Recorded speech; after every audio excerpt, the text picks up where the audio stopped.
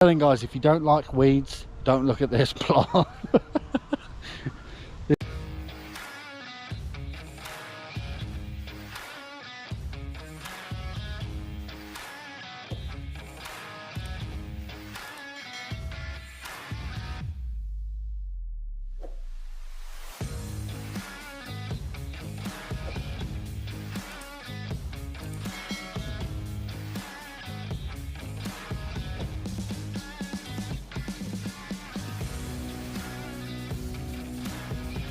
Dan's Kitchen Garden Allotments. Hi guys, and welcome back to Dan's Kitchen Garden Allotment. As you see, I'm back down the allotment on a bit of a windy day, so if the sound's a little bit miffly over the mic, I apologise for that, but today I'm on the GoPro.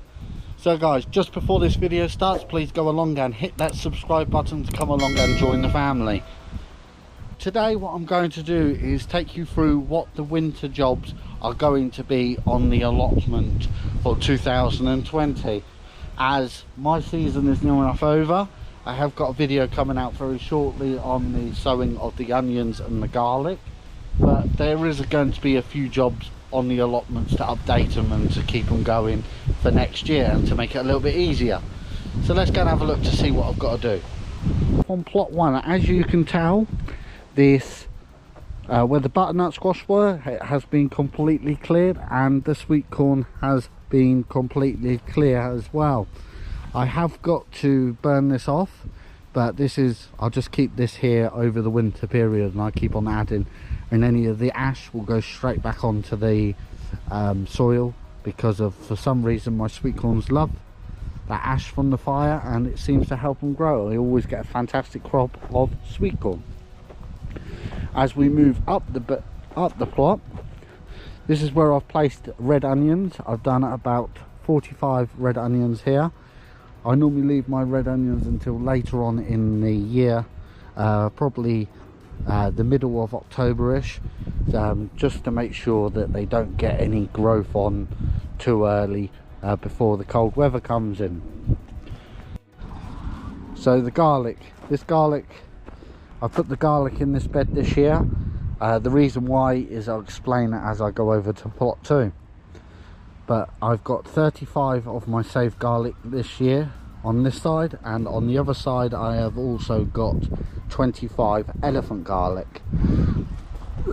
My celeriac this year, since I've took the tomatoes out, it seems to be picking up a bit, and I can see a few bulbs coming on, so hopefully I should have some celeriac, fantastic for the soups. The pond area I have this year has been absolutely fantastic. It was a great idea of putting in a pond in the area, in the allotments. I haven't had to use one type of slug pellet at all this year, because we seem to be getting so many frogs from the pond, and obviously they eat the frogs, they eat the slugs and snails on the allotment, so it's brilliant for my allotment. As I move around to the little caged area, this year the Brussels sprouts haven't been very good. It's something that I grew, I brought them from home base a little bit late, I think, so they haven't grown very well, and next year I think I need to get on it and grow the seeds, to make them stronger and obviously to make them bigger. The runner beans, I've left them up at the moment. I'm just waiting for them to dry off so I can store the beans up for next year's plants. As you can see, they are still, a few of them are still quite green, and I need to wait for these to dry up so I can get a crop next year. If I do something different next year to this section, and that is, this ground needs brand new compost, as the ground is getting a little bit dry and a little bit of lack of nutrients from the plots this year. The potatoes, as you can see, this bed is pretty weedy. This is what happens when you leave it for 3 weeks. It gets like this, so I've left this as it is because I've still got 1, 2, 3, 4 rows of potatoes, and the best way I find to store potatoes is in the ground. So whenever I need them over the winter period, I just come up, I will dig a row up, take one of the rows up, take them home, and that gets the ground dug over. Next year I must remember not to plant so many potatoes out. On the water butt, I have got a review coming. I have ordered a part what goes with a solar panel, so I can have a constant watering system on the whole plot. So that video will be coming out in the winter as well. So on plot 1, the jobs for the winter is there's not that many on plot 1. The main ones is I've got to replace the end boards at this end here, and also at the other end of here, and just top the ground off with some fresh compost, but I will probably do that more towards the springtime because this ground hasn't been used very often. The other thing that I would like to do, but it is quite hard at the moment with the lockdown and stuff like that, and that is replace the shed. I want to turn this into like a sociable area where I could have a barbecue, a table, a few chairs, so other allotment people can come along and we could just sit down in the evening and have a chat, and also just decide on things.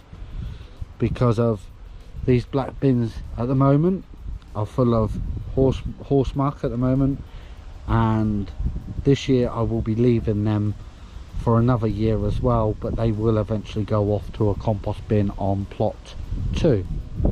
So let's go and have a look on plot 2 to see what I've got to do on plot 2. So as I told you guys, the plot is full of weeds.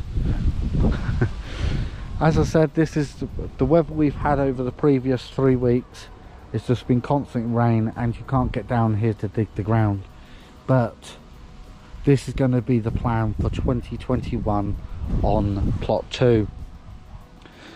The plan will be is I will be doing small paths up and down the rows so I can maintain of each bed that I'm sowing. I will be doing 4 paths on up to this point here, and this section here I will be making a personal section for my daughter to be doing her own growing. I've been following a very interesting YouTube channel and podcast in the last few weeks, and that is Lee from skinnygardenGene.com. I will leave a link to his channel in the description box below, where he's trying to get children to grow vegetables and stuff like that in the school place. So I think this would be a fantastic section just to let my daughter Felicity just go ahead and plant whatever she wants. But as you can see at the moment, I've still got plenty of French curly cow.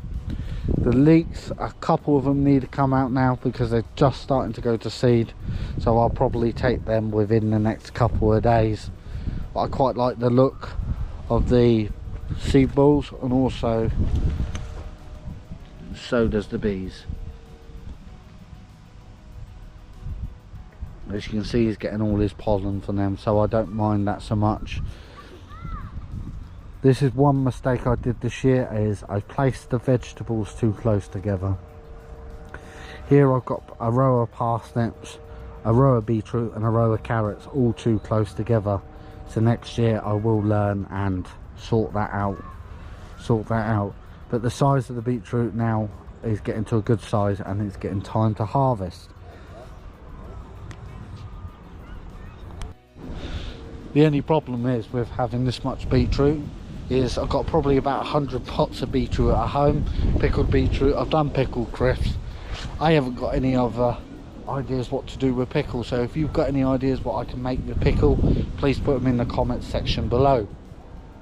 So as I said, this section here will be for my daughter's growing. I haven't got a clue what she wants to grow, so what I'm thinking of doing is just fencing off a little section at the end here, and it will be completely left to her device of whatever she wants to do, which I think is a good idea. Obviously gets children into garden. Larry the CCTV still going. We have not caught any children on the allotment since Larry the CCTV scarecrow has been here. I can't believe he's still standing, to be honest with you. And for some reason the pumpkin what I took out and I placed here to die down is taking back off. So I might get a second crop of pumpkins, which I won't, I know I won't. But that is how allotment 2 looks like at the moment. As you can see, a little bit weedy, but hopefully very soon it'll be nice and clear and ready for the plan. So that is why I haven't placed any vegetables in this section this year at this right moment.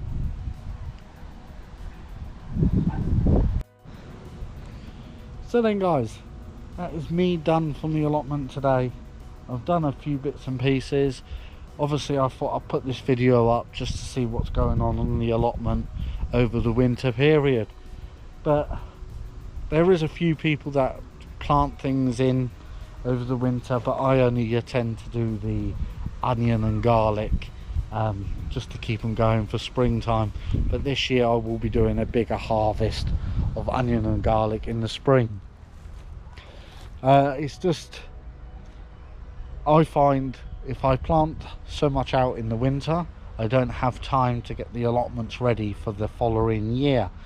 So what I do is I close down my allotments properly, and then I get the ground ready and get exactly in the plan of what I want to do on the allotments over the years.